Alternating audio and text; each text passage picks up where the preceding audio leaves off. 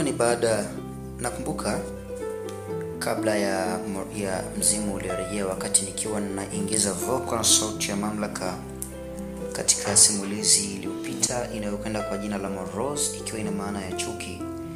Niliweza kuambia kwamba Zuberi Musa Maruma alitutengenezea simulizi inayokwenda kwa jina la mzimu uliorejea, na ambao ndio tunasonga nayo sasa hivi. Lakini pia kwenye simulizi ya Morose nilitaja simulizi nyingine inayokwenda kwa jina la Kufa Tu Hakuna Namna. Na katika simulizi hizo mbili ambazo nilizitaja, moja ndo hii ambayo tunakwenda kuimaliza leo hii inayokwenda kwa jina la Mzimu Uliorejea. Wakati huo tukiwa tunajiandaa kunasa simulizi safi kabisa inayokwenda kwa jina la Kufa Tu Hakuna Namna. Na simulizi zote hizi zimeandikwa na nguli katika uandishi ambaye anakwenda kwa jina la Zuberi Musa Maruma, lakini pia mimi nikiwa ni Kanban Ahmed ambaye always nitakuongezea vocal na sauti ya mamlaka mpaka pale ambapo, yani mpaka useme. Basi bana, nisikulie muda wako baada ya kukutaarifu kwamba tutakuwa na simulizi mpya inayokwenda kwa jina la Kufa Tu Hakuna Namna, na leo tukiwa tunaelekea kuimaliza simulizi safi kabisa inayokwenda kwa jina la Mzimu Uliorejea. Lakini pia usiache kuweka comment kwa kile ambacho ukipendi kutoka kwangu, kwa kile ambacho unafurahishwa nacho kutoka kwangu. Mimi nitapokea vyote, na lengo ni kutengeneza kitu kizuri ambacho kitakufurahisha. Na sasa songa nayo. Kuzibe. Himaya ya wafu. Ghafla mapepo wale wakiwa wanapiga kelele, miali yao ikiwa inaungua kwa kuchoma moto, ikatokea mbele ya JB na baba yake. Wakatoa heshima kwa mfalume na kueleza kilichowakuta. Ina maana Maimuna kaokoka? JB akauliza kwa mshangao. Ndio jibu hilo, na kiumbe chako kipo hatarini. Hapana baba, nitarudi duniani kupambania damu yangu. Haiwezekani. Akazidi kumsisitiza baba yake. Baada ya kukumbuka, akatingisha kichwa kwa masikitiko makubwa sana.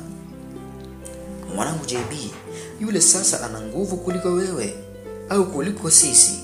Kitabu akishikacho, yani wanaita Biblia, akikunyoshea kuna uwezo mkubwa wa kupoteza maisha. Baba, ila kumbuka ananipenda baba. Sikiliza mwanangu, alikupenda kipindi ulipokuwa hujajifunua kwake kama mfu, ila sasa si rafiki yako tena. Hapana baba, nitaenda duniani kuikomboa nafsi yangu. Nitajivunia na nini kama mfalme? Kabla hajamaliza kuongea, kikasikika king'ora kikipiga kelele, ishara ya hatari. Kuna nini tena? Baba JB akiwa anatetemeka akahoji. Hata sijui, JB akamjibu. Walinzi walikuwa tayari kwa lolote. Martin akatoa macho ya mshangao, mdomo akauacha wazi. Akamuinamia mtu yule na kumuinua kidogo, akaweka mkono wake katika shingo yake. Janet, ni wewe? Akapaza sauti. Dada yule akayafungua macho yake kwa shida. Ni nani wewe? Huku akijitahidi kukumbuka akamuuliza. Ni wazi sauti ile haikuwa ngeni masikioni mwake. Cha ajabu sasa, hata raia walionekana ni wenye hasira kali. Walipigwa na butwaa baada ya kuona wawili wale wanajuana. Alikuwa ni Janet yule ambaye katika story ya Martin aliichakaza familia yao kwa kutembea na mama mtu hadi na watoto wawili. Miaka kadhaa nyuma wakiwa matajiri, leo hii mbona Kurwa au Janet alikuwa katika hali ile? Hakuwa na muda wa kuliuliza lile. Baada ya kushtushwa na minong'ono ya watu, ndio akatambua mgonjwa alistahili kupelekwa hospitalini. Akisaidiana na Godi ambaye alikuwa ndio dereva wake, wakampakia katika gari na safari ya kuelekea hospitali ikaanza. Dakika chache walikuwa katika hospitali kubwa ya KCMC. Kwa kuwa Martin alikuwa na hela, Janet akapewa chumba cha VIP chenye kuwa na Martin alikuwa na chini huduma nzuri. Ndiyo, hali yake ilikuwa ni mbaya na alikuwa katika nusu kapoti, yani nusu mfu. Mwili ukachunguzwa. Alitakiwa kufanyiwa operation ya kiuno kwani kilivunjika. Jamani Janet, ni kipi kilimkuta? Martin alijiuliza pasina kupata majibu. Hakubanduka hospitalini pale. Ndiyo, tunaenda moja kwa moja kwa Maimuna. Maimuna alikuwa amemaliza kula. Baada ya kumaliza kula, akaiendea Biblia yake na kuichukua. Akaanza kuisoma taratibu na kukariri baadhi ya vipengele. Masaa mawili yakakatika akiwa pale kwenye kochi. Ghafla nywele zikaanza kusisimka. Ni baada ya JB kutokea nje ya nyumba yake.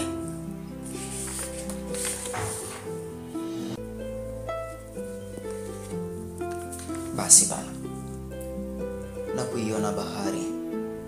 Kitendo cha nywele kusisimka na waga kumtawala kikamfanya aanze ibada mara moja. Akaanza kukemea. Alijua lazima kutakuwa na viumbe wabaya sana hapo nje. Ni wakati akiomba JB akapigwa pigo mmoja lililomvuta mpaka katika maji na kuanza kuzamishwa katika masikio yake. JB alimsikia Maimuna akiomba kwa kukemea. Ghafla akaacha. Alikuwa kamaliza maombi. Ndipo pale JB aliporudishwa nje ya ziwa lile lenye maji ya moto. Hamu ikamwisha. JB akatoweka. Amani ikautawala moyo wa binti yule. Furaha ikarejea. Alitambua wazi mbaya wake kakimbia, japo hakujua ni kiumbe gani, mchawi au shetani, mzimu au pepo wachafu. Akaimba wimbo wa pambio na kukiendea kitanda chake akajilaza. Nahisi kuna msukumo fulani katika moyo wangu wa kumtumikia Mungu na kuwa mchungaji. Lazima kesho nikaongee na mchungaji wangu. Akajiwazia. Ndio hamu kubwa ya kumtumikia Bwana ilimuingia. Alihitaji kuachana na kazi ile ya upolisi.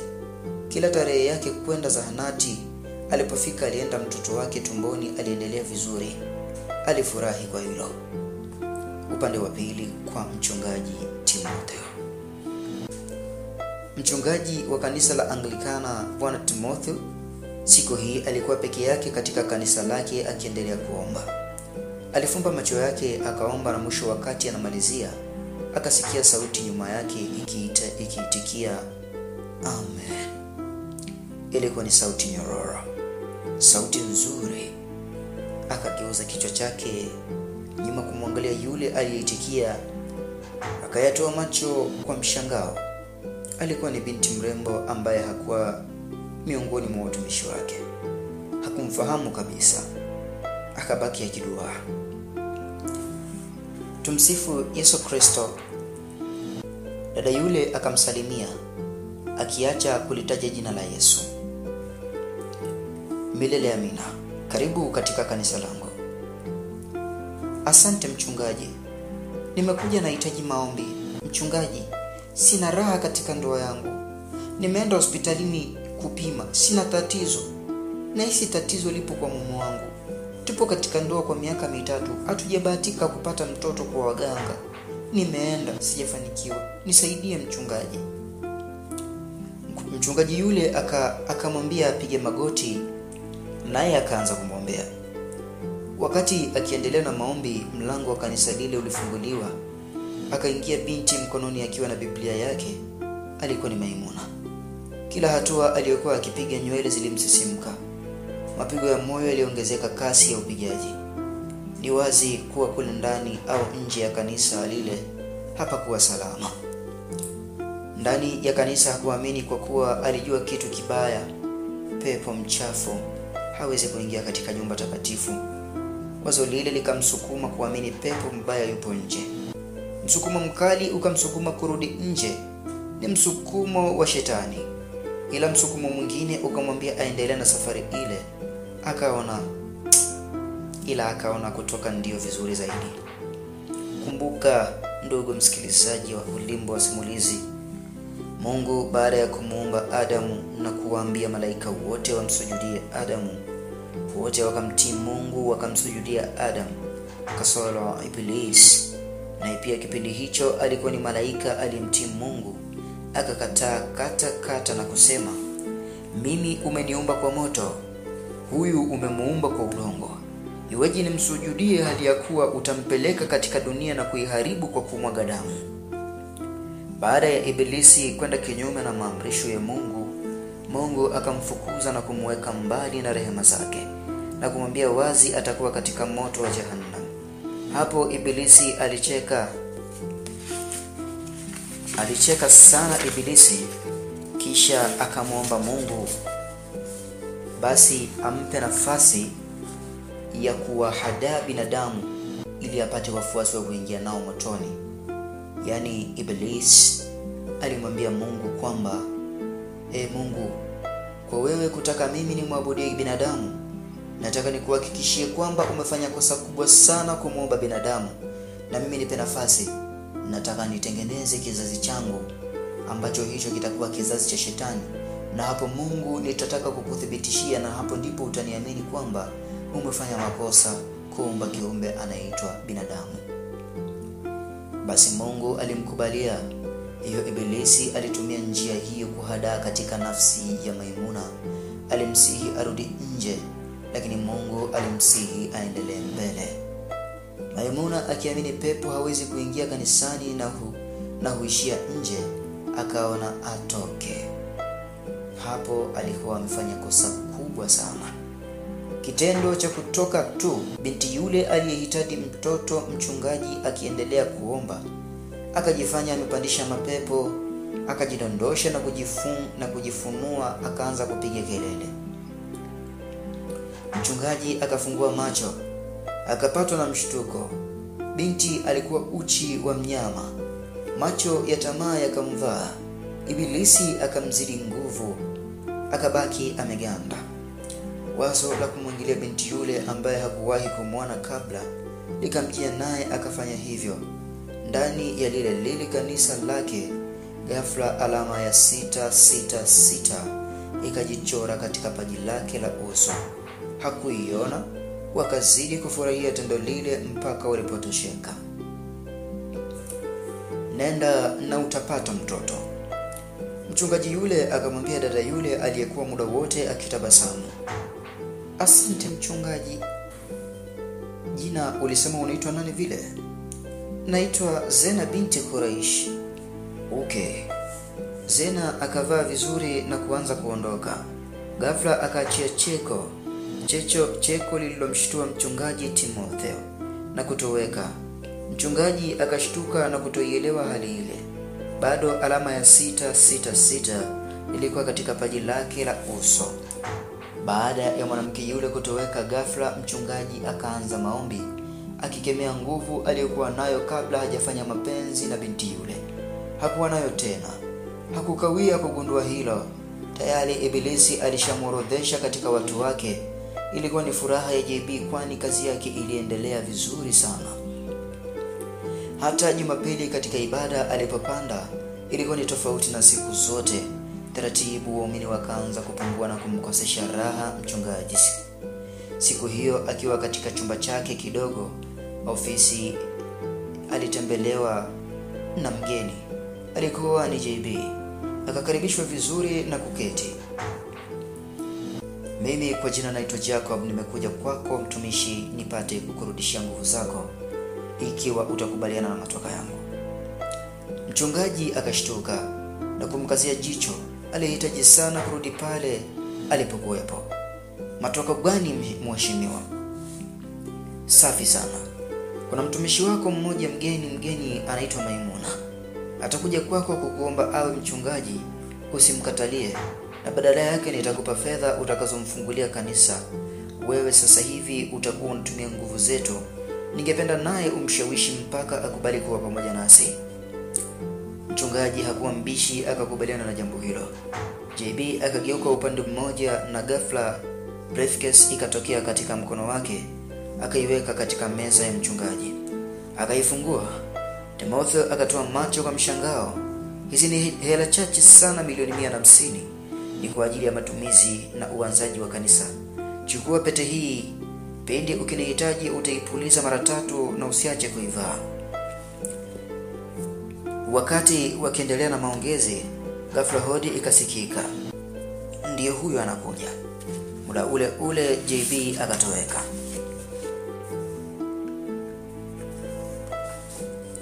Bado hali ya Janet ilikuwa mbaya. Hapa tunarudishwa kwa Martin. Baada ya uchunguzi kukamilika, daktari akamuita Martin ndani katika ofisi yake. Pole sana bwana Martin kwa tatizo lililokusibu. Mkeo amepata athari katika kiuno chake na kwa bahati mbaya amevunjika sehemu mbaya, hataweza kutembea. Martin hakuamini kile akisikiacho. Moyo ulimpasuka, alishindwa kuyazuia machozi kumtoka. Alijua dereva wake ndiye aliyempa ulemavu mpenzi wake. Hakukubaliana na matokeo, akaazimia kumsafirisha mpaka India. Kila alipomwona mwanamke yule machozi yalimtoka. Bado alitamani kujua kilichotokea mpaka akawa akiishi katika maisha ya ufukara na kuombaomba. Oh my God. Wazee, kweli maisha yanabadilika. Martin ni wa kumwonea huruma mtu kweli.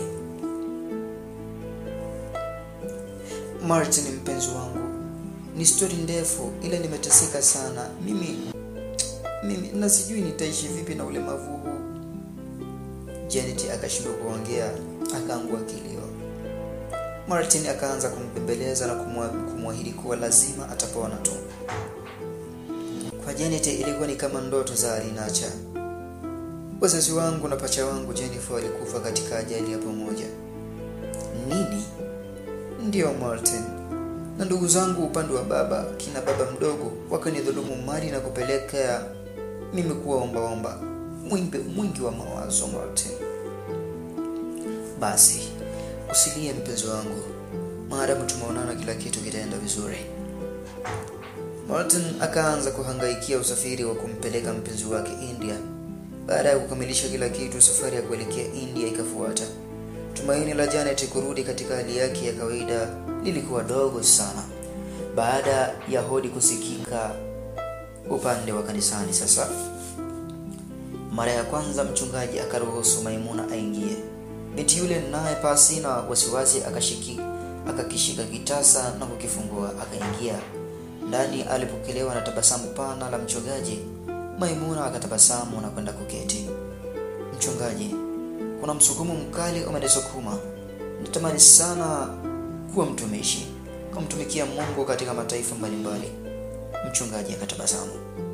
Maimuna, unajua wewe ni mrembo sana. Natamani ungekuwa mama mchungaji. Nimekiona kipawa chako. Aliongea mchungaji akisimama na kuendea mlango kisha akaufunga. Maimuna akashtuka kwa kauli ile. Hakuamini kile akisikiacho. Alikuwa ni mjamzito na watumishi wote walijua hilo. Iweje mchungaji ampende? Akabaki kuduaa. Ile ilikuwa ni janja ya shetani kumuingiza katika maovu. Kama Zena Quraishi alivyomhadaa mchungaji, ghafla Maimuna akahisi mikono ikitambaa katika matiti yake huku akilambwa katika shingo yake. Akabaki ameganda. Mchungaji alikuwa nyuma yake. Kuna hisia mbili tofauti zilikuwa zikishindana katika moyo wake. Hisia moja ikimsukuma akemee, ila hisia nyingine ikimpembeleza amwache mchungaji yule asiye na mke amchezee, bila kujua kuwa kamwacha kufanya vile ni kuvunja amri ya 6, kuwa mbali na makatazo ya Mungu. Wacha bwana, kwanza utakuwa mama mchungaji, pili utakuwa karibu zaidi ya kanisa, mara moja si mbaya. Ibilisi alizidi kumsihi. Kemea kwa jina la Yesu. Usikubali uchezewe Maimuna. Kwa mbali na shetani huyo. Kauli nyingine ikasikika. Pia Maimuna akawa katikati. Akashindwa kumzuia mchungaji na kumwachia. Akamwacha mchungaji aendelee kujilamba. Hatari sana. Taratibu miguno ya kimapenzi ikamtoka. Alizidiwa na hisia. JB mwili wake ulimtetemeka kwa hasira. Machozi yalimtiririka, ila hakuwa na jinsi zaidi ya kukubali matokeo. Japo alimpenda sana Maimuna, ilibidi akubali mchungaji afanye naye kitendo kile kiovu ili avunje nguvu zake. Dakika chache baadaye, ndani ya kanisa, ndani ya nyumba takatifu, viumbe wale wawili walikuwa wakivunja amri ya 6 kwenda kinyume na maagizo ya Mungu. Katu hakujua kuwa katika paji lake la uso tayari alama 666 zilishajichora, alama ambazo zilimthibitisha kama mfuasi wa Shetani, na hata baada ya tendo lile lilimbadilisha kabisa Maimuna na kuwa mtu mwingine. Siku chache baadaye akafunguliwa kanisa kubwa na kuanza kuhubiri neno, akitumia nguvu zile alizopewa, nguvu hasi kutoka kuzimu. Akazidi kupata watumishi, umaarufu ukaongezeka mpaka anajifungua Mai alikuwa mtu mwingine kabisa. Hivi karibuni nitamleta mke wangu na mwanangu, JB aliwaza katika kiti chake cha kifalme.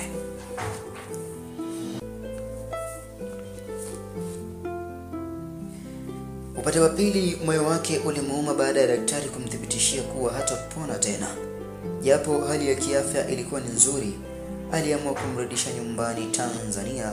Hapo ndipo Martini aliposikia juu ya mchungaji mmoja anayeponya. Moyo ukamtuma akajaribu kuonana naye. Katu hakujua kama ni shemeji yake. Baada ya Maimuna na Martin kuonana kwa mara ya kwanza, Mai akamdhihirishia Martin kwamba Mungu yupo, japo ni kwa nje tu, ila uponyaji ulitendeka katika mwili wa Janet. Na kwa mara ya kwanza Janet akarudi katika furaha yake.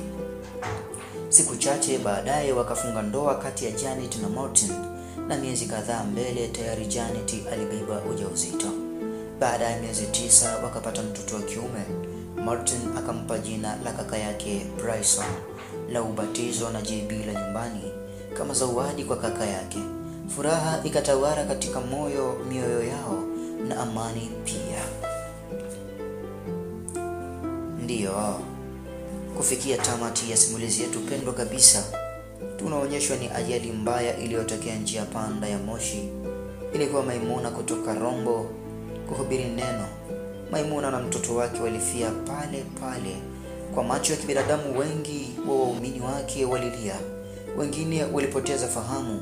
Hayo yote yalijiri katika ulimwengu hai wa kibinadamu, ila katika himaya ya kuzimu mambo yalikuwa tofauti. Sherehe kubwa ilifanyika na kumpokea malkia wa kuzimu, Maimuna akiwa kavalia shela lililomkaa vyema mkononi akiwa na mwanae. Walikuwa wakiwasili rasmi kuzimu. Moyo wake ulijaa amani na uoga ulimtoka. Furaha ilimtawala. Siku chache baadaye wakafungishwa ndoa na kuanza maisha upya kwa furaha na amani tele, wakisubiri siku halali ya Mola wao kuzitoa roho zao ambazo bado zilikuwa ni nafsi zilizoishi. Huo ndio ukawa mwisho wa JB kurudi duniani. Na huu ndio mwisho wa simulizi yetu pendwa kabisa inayokwenda kwa jina la Mzimu Uliorejea. Tumefika tamati. Na mpenzi msikilizaji wa Ulimbo wa Simulizi, kwa upendo kabisa tunaomba usiache kucomment katika channel au katika comment section na kutuambia nini maoni yako kuhusu simulizi hii. Lakini pia namna ilivyosimuliwa, unaweza kutuambia kwamba ni kipi unapenda kiwe, au ni aina gani ya usimuliaji ambao mimi nimekuwa nikipita nayo na wewe unarizika na kuburudika. Lakini pia nitapenda kukutaarifu kwamba tunakuja na simulizi mpya ambayo nilishaitaja katika simulizi ya Rose, yani Chuki. Niliitaja Mzimu Uliorejea, lakini nikaitaja pia Kufa Tu Hakuna Namna. Na sasa tumeshamaliza Mzimu Uliorejea. Hebu tukutane katika simulizi yetu mpya ambayo hivi punde inakuja, inayokwenda kwa jina la Kufa Tu Hakuna Namna. Asante na chao.